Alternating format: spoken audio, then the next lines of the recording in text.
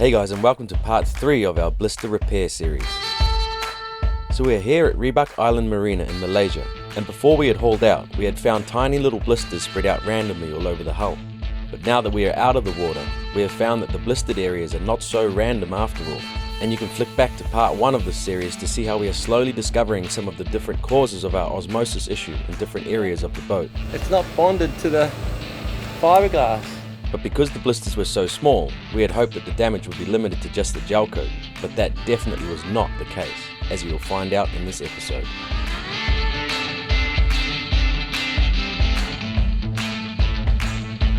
Alright, update on the blisters. So an example of what we're doing, like there was one little blister here, you ground it down to the gel coat, put the moisture meter on there and we get a green light.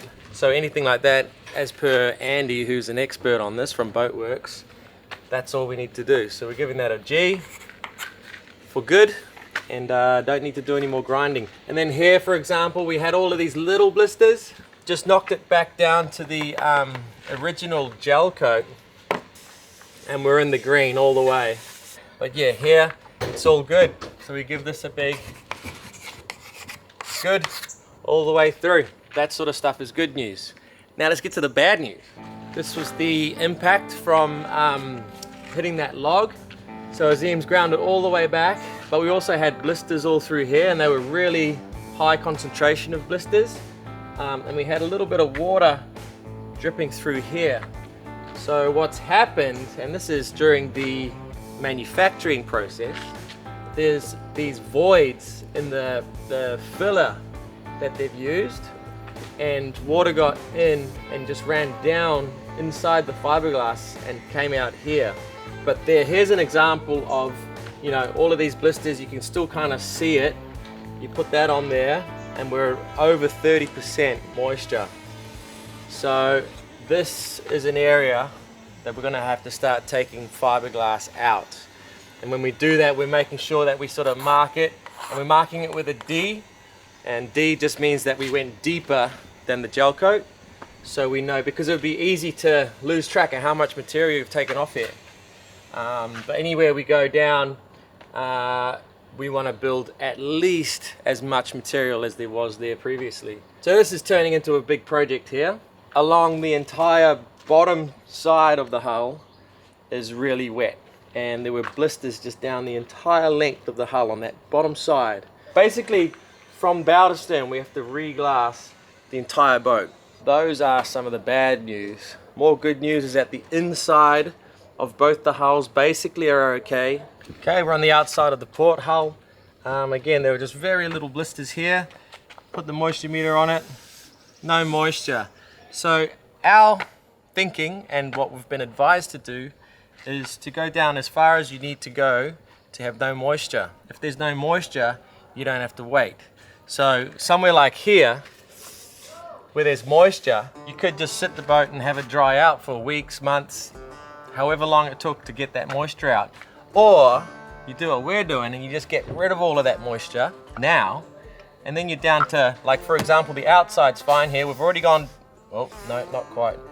See, it's a little bit moist still, so we'll take this just out a bit deeper. We're putting an F where we need to go down to the fiberglass at least. This is an example of a spot where we have done a repair. And so maybe this filler was a little bit uncured.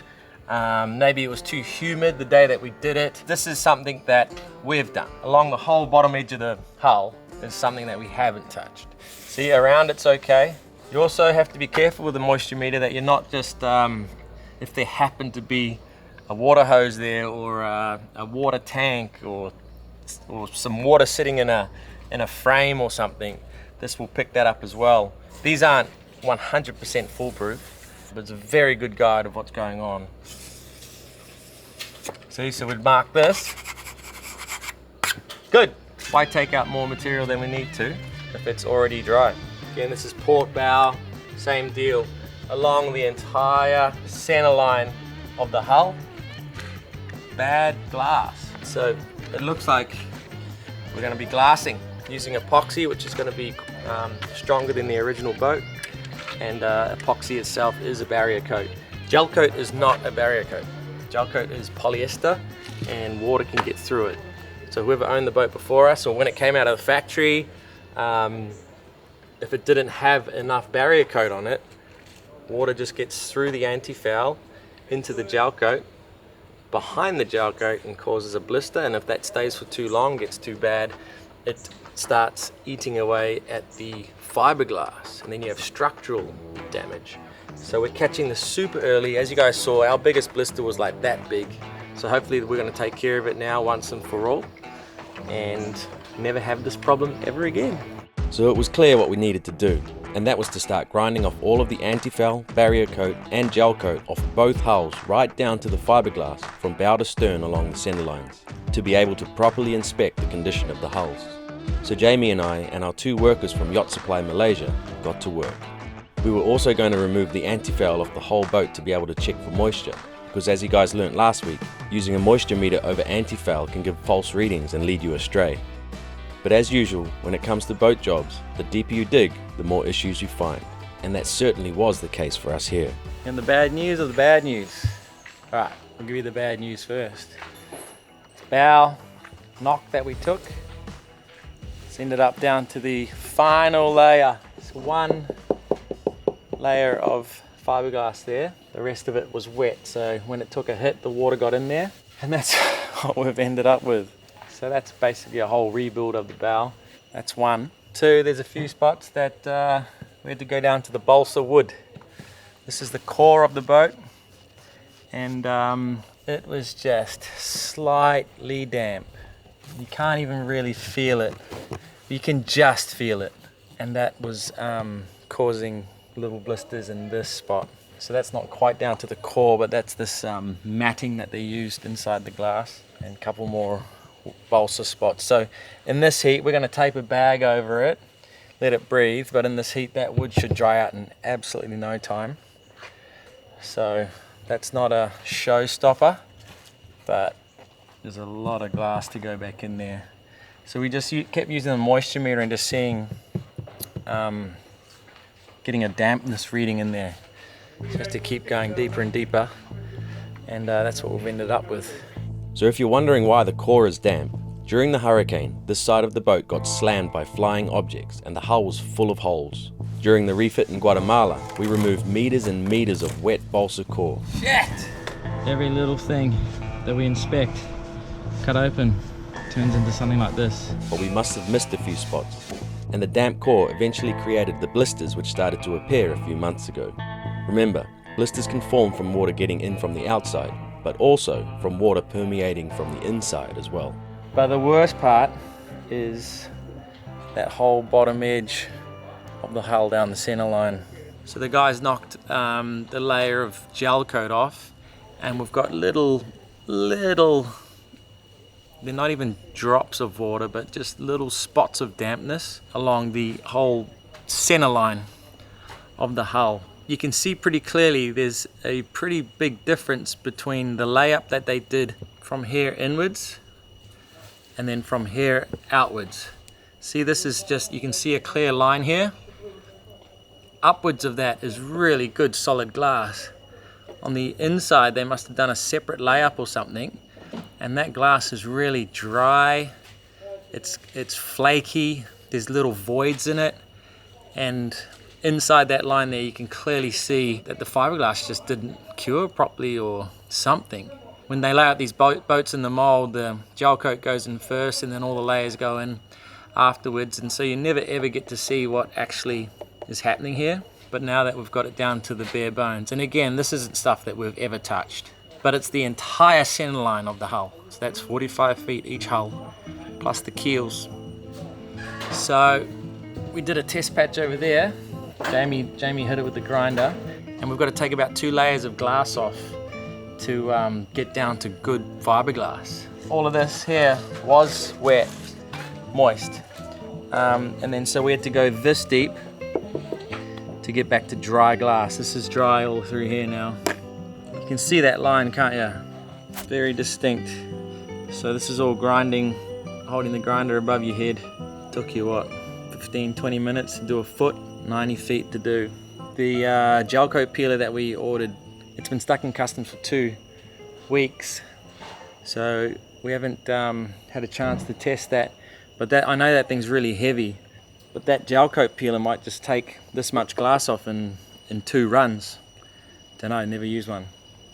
So we're just holding off on just grinding all of this above our heads until we try out that peeler. But there's plenty of other areas to work on. You can see the line very clearly there. This is fine, and this isn't. There you go, blister update.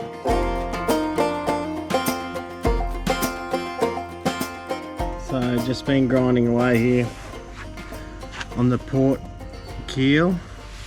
Found a little surprise. Looks like old Parlays ran aground back in the day. It is absolutely full of water. The moisture meter is off the Richter.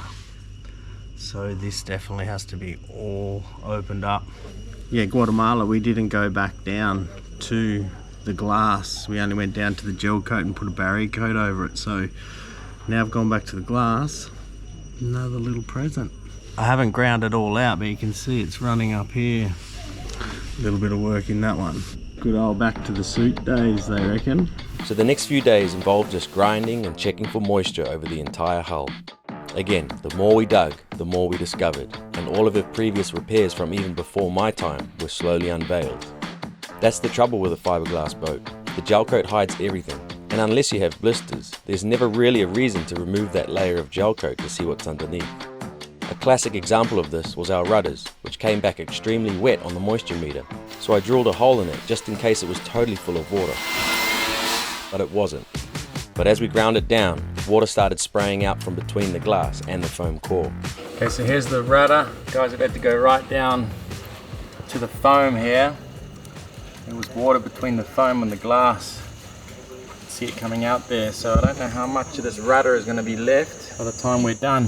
This is the other side of it. You can see it's still wet, so we need to go down further than this. It's going to take a lot of glass to build that back up because we've just taken so much off. We've also knocked back a couple of cleats and stanchions where Lagoon haven't put backing plates on the cleats, so every time we tie to a dock or whatever, it's just wrenched those sideways and cracked the fiberglass. So I'm going to put backing plates, and we're also going to reinforce it with epoxy underneath so that never happens again. So each new discovery meant that we were going to need a lot more materials than I had first anticipated. The rudder, for example, is going to chew through copious amounts of epoxy and fiberglass, and it was soon becoming apparent that I had not ordered enough materials for the amount of damage we had. Okay, the first of our many shipments have arrived. This has come all the way from the States. It was 3 pallets of stuff. Oh, one more trip, Yeah. another trip. Yeah, 2 trips. Woo! Don't want to sink the boat. So we started sorting through the shipment, making sure that everything had arrived. One of the beauties of being in Langkawi is that it's a duty-free region, which was going to save me thousands of dollars with everything we had coming from overseas. We have learnt the hard way that it's so important to use good materials when dealing with fiberglass repairs, as you can see by the huge holes we have to open up on our port side. We've been partners with Total Boat for a while, and they help us out with anti-foul and stuff, but this time they sent a whole bunch of epoxy and polyester and some cool stuff that they make, like fairing compound and that. I think the main reason that our repairs have had blisters form is because when we're in Guatemala, all we could really get there was this cheap Guatemalan product, and it was in these big 44-gallon drums, and they would just scoop it out into little tubs like this, and we never really knew what we were getting. And sometimes we would get the polyester resin and it would be already like a goo, like a solidified jelly, and we'd have to send that back because it was just so hot there. By the time it got from the drums into their stores, from the stores to the boat, and then by the time we went to use it, it had already solidified. So the quality of the materials is really important, and that was before we were partnered with Total Boat. So we just feel so fortunate to be getting this good quality product now, and hopefully never have any issues like this again. Total Boat sent us a whole roll of fiberglass, and I said, you don't have to do that, we're gonna be okay, we don't need that much. They said, trust me, you're gonna need it. And they're so right. We might even have to go find some more. But the amount of fiberglass we've taken off the boat already in just a week is scary. So scary, in fact, that we put extra supports under the bridge deck and extra supports under the hulls because there's not actually much material on the outside of our core anymore. Obviously we haven't touched anything on the inside, but the strength in this structure is the sandwich. It's a balsa core with glass on the inside and outside. And when we get down to 1 or 2 layers of glass on the outside, there's no strength in that. And we've ground the whole center line of the hull. So the boat's really weak right now. But as I've said, we're going to be doing it with epoxy below the waterline. So by the time this boat splashes, it's going to be stronger than when it came out of the factory. By the way guys, Total Boat have given us an affiliate link, which I'll leave in the description below, which gets you 5% off any Total Boat products. So if you do use that link, we get a little kickback as well, so you'd be supporting our project at the same time. Much better than a BetterHelp ad, right? Forgot to mention the water in the bows. So we kept getting moisture readings in the bows, and we were just digging deeper and deeper, and thought something was unusual. So we went ahead and put a hole right in the bottom there, because I know that there's a collision bulkhead here and it's watertight. I don't know if you guys remember, but when we ripped the decks off our bows, we saw that the top of the compartment was sealed. However, there is a screw there which was kind of loose, and we know the silicone wasn't doing anything up there. So maybe over the last 14 years, water's just slowly been getting down into that screw hole, and about a gallon of water came out of both sides. So good to get all of that out, and we'll let that dry out for a while.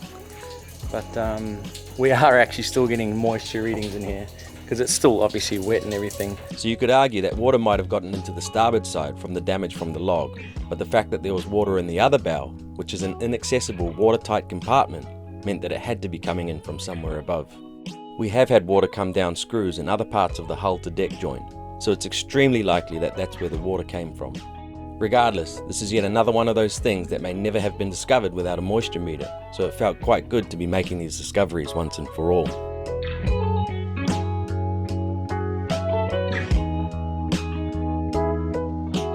Derek, the marina manager's invited us to a barbecue. Sorry, a braai, as they say in South Africa. And it's a cave on this island of Rudder, but don't know where. He's taking his catamaran, so we're gonna go have the afternoon off. Already cracked a cold tiger. A little bit warm actually, it's a warm tiger. Yeah, mate. Oh, all decorated. Ta-da!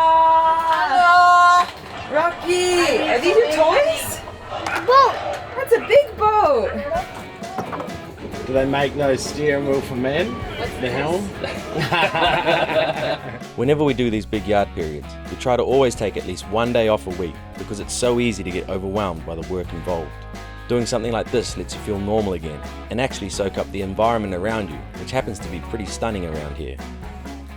And would you believe it, just on the other side of the island is a huge cave which provides an ideal barbecue spot right on the beach.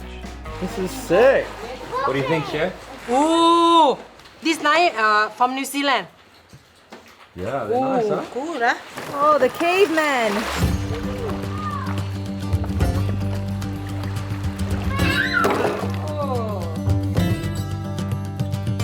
Have we ever done a beach barbie in a cave before? No, we actually haven't. First time for everything, they say. The best thing about a beach barbie is you're already sweating, so you stand next to the fire.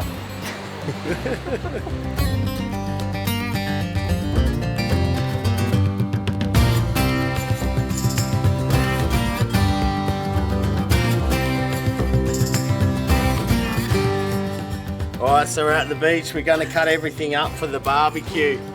We got the Parlay knives here. Leather case, beautiful. Look at that, 3 knives. So I'll go straight to the nice vegetable cutting one. This is recycled plastic from the ocean. We'll see how she goes. Ah, perfect. How does Jamie cut an onion? Is this? What is going on? What is going on? Oh, I thought it was going to peel off. The knife's too sharp. There. Look, that's what I was going for, guys. What's the best way to cut up an onion? Exactly how I just did it. You haven't cut it.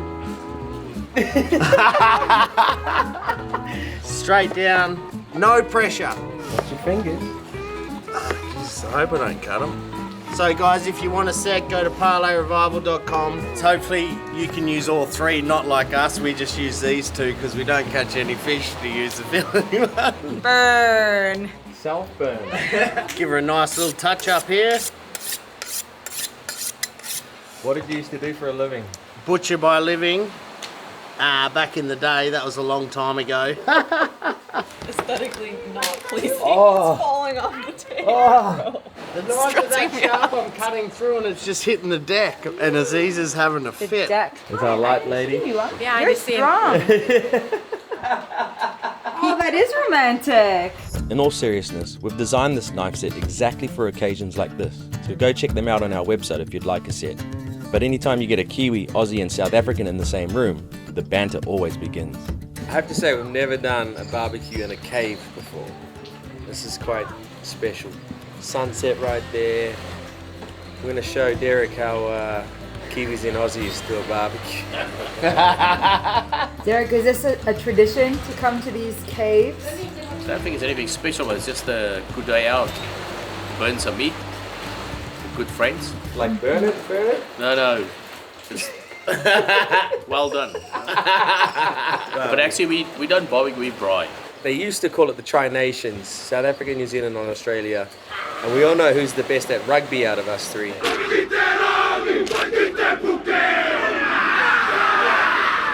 But there's always been this age-old debate about cooking meat on a fire. Leave a comment below who can cook the best barbecue in the world, what country can. Brett, put the eggplant in this, way easier. No. It's gonna happen. Braai broodjie is next level. It's a very South African traditional toasted sandwich on the fire. Cheese and onion, Mrs. Bull, chutney, mayonnaise and mustard. Does that usually get served with the meat or after the meat? With the meat. So Derek had banned us from bringing chicken to a braai because he said chicken is like a salad. But in all seriousness, the food was absolutely delicious and was such a nice little treat away from the dusty shipyard for the evening. I hope you enjoyed this episode, guys. Hit subscribe if you're new here, and we'll see you at the same time next Sunday as we finally start to rebuild the hulls of the boat. Cheers, guys.